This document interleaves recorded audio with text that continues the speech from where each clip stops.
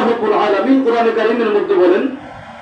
والسارق والسارقة فاقطعوا أيديهما جزاء بما كسبا نكالا من الله والله عزيز حكيم আল্লাহ রাব্বুল আলামিন বলেন চোর এবং চুরনি যে আছে চুন্নি চোর এবং চুন্নির উভয় হাত কেটে দাও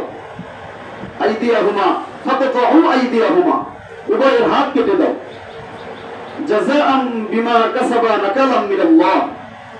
والسارق والسارقة فاقطعوا أيديهما جزاء بما كسبا نكالا من الله উভয়ের প্রতিদান স্বরূপ এই হাত কাটা হবে তারা যে কৃতকর্ম তারা যে কাজ করেছে এই চুরি কর্ম যে করেছে এই কারণে এটা তাদের প্রতিদান স্বরূপ নাকালাম মিনাল্লাহ এটা আল্লাহ তাআলার পক্ষ থেকে একটা শাস্তি আল্লাহ তাআলার পক্ষ থেকে এটা শাস্তি দেওয়া হয়েছে আল্লাহু আজিজুল হাকিম আল্লাহ রাব্বুল আলামিন পরাক্রমশালী প্রজ্ঞাময় তাহলে যে জিনিসটা চুরি করেছে এই জিনিসের বদলায় হাত কাটা হয় নাই বরং চুরি করার সাজা হিসেবে হাত কাটা হয়েছে